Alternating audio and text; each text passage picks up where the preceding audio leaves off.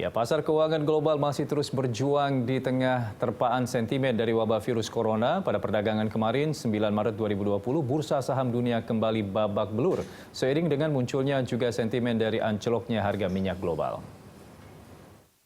Bursa saham mengawali minggu kedua Maret dengan koreksi tajam. Di Indonesia, indeks harga saham gabungan melemah lebih dari 6% pada penutupan perdagangan Senin 9 Maret 2020. Tidak hanya Bursa Efek Indonesia, bursa saham di berbagai negara lainnya juga kompak melemah. Menteri Keuangan Sri Mulyani menjelaskan bahwa ketidakpastian akibat wabah virus corona membuat investor beralih ke instrumen yang lebih aman, seperti surat berharga negara. Menteri Keuangan memastikan bahwa pemerintah bersama dengan Bank Indonesia dan Otoritas Jasa Keuangan akan terus mengkaji kebijakan agar kondisi ini tidak mempengaruhi korporasi dan sektor keuangan Indonesia. Ini semuanya menggambarkan bahwa pasar keuangan dunia ya mengalami apa yang disebut ketidakpastian dan mereka bereaksinya adalah melalui tadi mencari instrumen yang dianggap aman. Makanya yang muncul adalah mereka membeli surat berharga. Treasury sekarang Amerika 10 tahun belum pernah terjadi yieldnya itu turun di bawah 1%, bahkan hanya 0,6, bahkan ini pagi tadi bisa di 0,3. Di tengah upaya seluruh negara di dunia meminimalisir dampak dari penyebaran virus corona, anjloknya harga minyak dunia menambah sentimen negatif serta menjadi tantangan baru. Pada 9 Maret, harga minyak mentah baik West Texas maupun Brent anjlok cukup signifikan. Perang dagang di awal Februari ada sececah harapan seperti tadi Bu Fili. Ada sinar sedikit merebak di pelangi. Tapi begitu baru muncul redup kembali dengan coronavirus. Dan sekarang coronavirus menyebar ke Amerika, Italia, Prancis. Ini kita masih dunia masih menghadapi coronavirus.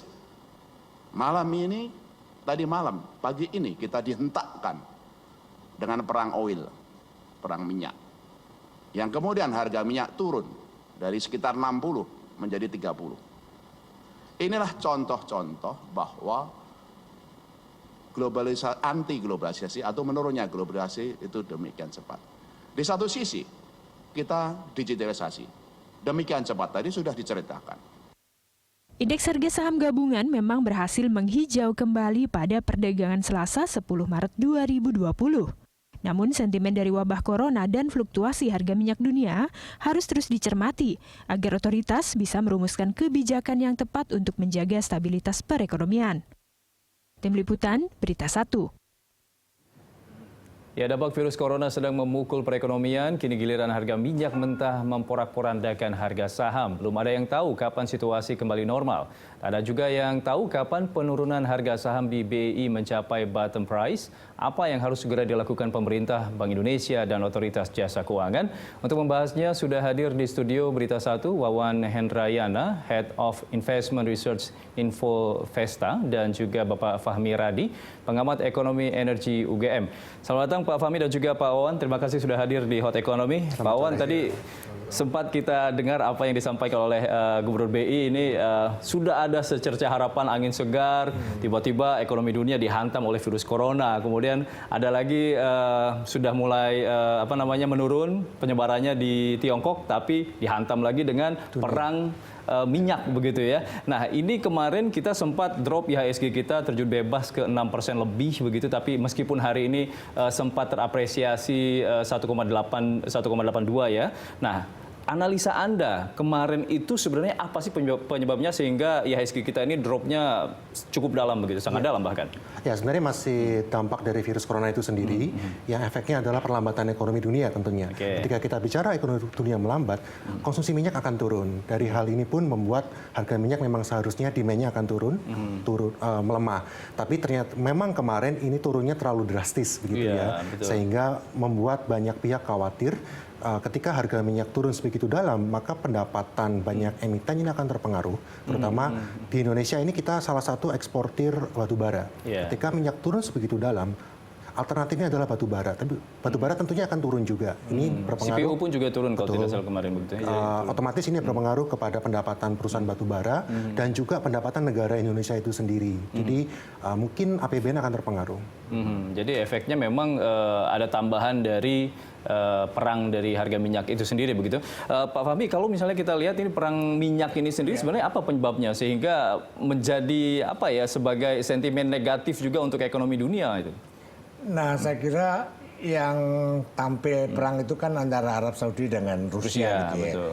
Nah, yang perlu dicatat bahwa keduanya adalah produsen terbesar minyak tadi, sehingga apapun yang dilakukan yang terkait dengan produksi pasti akan mempengaruhi harga tadi. Nah, kemarin itu Arab Saudi dan OPEC itu kan ingin membatasi produksinya tadi agar harganya naik.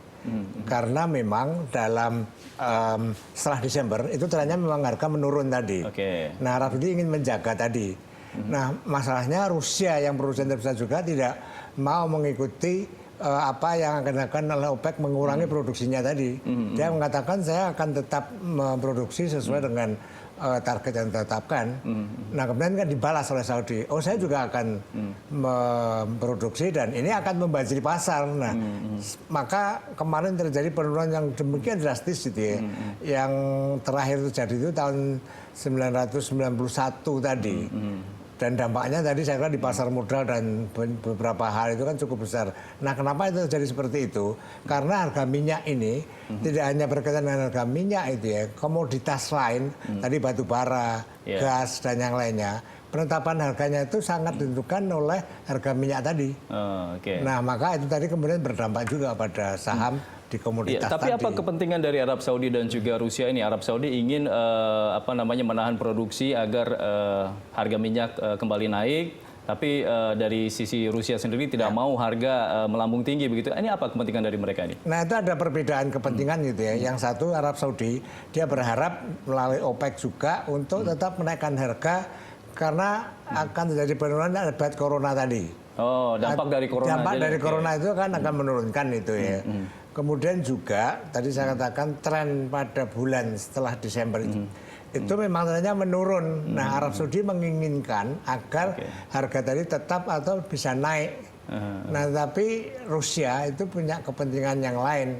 Dia berharap bahwa bisa menjual dengan volume yang jauh lebih besar tadi. Nah, perbedaan inilah kemudian yang menyelut perang harga antara Saudi dan Rusia. Dan itu dampaknya kemarin itu turun sangat drastis tadi.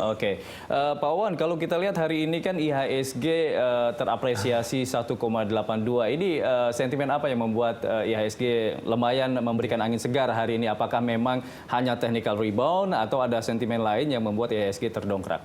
Ya, tentunya satu technical rebound karena kemarin itu boleh dibilang luar biasa murah karena jauh di bawah harga fundamental sebenarnya. Jadi untuk investor yang bisa jangka panjang, mungkin asuransi jiwa atau dana pensiun, ini entry point yang menarik sekali ketika IHSG terkoreksi hingga ke 5.200-an, bahkan 5.100 kemarin. Tetapi tentu saja dampak daripada virus corona dan juga tadi dampak ekonomi terhadap penurunan harga minyak itu masih tetap akan kita lihat. Jadi meskipun hari ini naik, investor tetap harus waspada. Tapi kalau misalnya kita bandingkan sebenarnya mana yang lebih berdampak terhadap IHSG ini? Virus corona atau harga minyak, perang harga minyak ini? Ada dua sisi sebenarnya. Virus corona sendiri ada dua hal. Satu adalah dampak kesehatannya, kedua adalah dampak ekonominya. IHSG karena saham lebih forward looking. Jadi yang dilihat adalah kira-kira efek daripada virus corona terhadap pendapatan para emiten saham itu apa. Kalau memang efeknya adalah pendapatan akan turun, ya otomatis harga wajarnya akan dipandang turun juga. IHSG juga akan turun. Di sisi lain, harga minyak ini juga sangat berpengaruh ke kita. Tadi sudah disebut Pak Fahmi karena memang di kita ini banyak komoditas yang terkait minyak. Jadi ini efeknya akan menjadi domino terhadap ekonomi Indonesia. Nah ini efek domino ini apa kira-kira efek dominonya terhadap ekonomi Indonesia dengan turunnya harga minyak dunia ini, Pak? Nah tadi karena penetapan harga komoditas yang lainnya itu sangat terpengaruh tadi, maka turunnya harga ini akan menurunkan harga-harga komoditas yang lainnya. Nah ini kemudian dampaknya apa? Akan mengurangi ekspor kita, pendapatan devisa kita akan berkurang. Nah kemudian juga pajak dari beberapa perusahaan atau komoditas tadi juga akan menurun. Nah ini saya kira akan mempengaruhi APBN itu. Meskipun kita sebagai net importer dengan harga yang murah ini juga akan menurunkan harga minyak tadi, sehingga masalah defisit neraca gas ini barangkali akan turun itu ya. Tetapi kan efek domino tadi, ini kan ada komoditas-komoditas yang lain dan ini akan mempengaruhi juga neraca perdagangan dan pembayaran, dan saya memprediksikan akan memperlemah rupiah juga. Nah, lantas apa kira-kira upaya dari pemerintah agar efeknya tidak terlalu berdampak terhadap komoditas yang lain? Kita akan bahas nanti Pak Fahmi dan juga Pak Wawan. Pemirsa, kami akan segera kembali usai jeda berikut ini. Tetaplah di Hot Economy.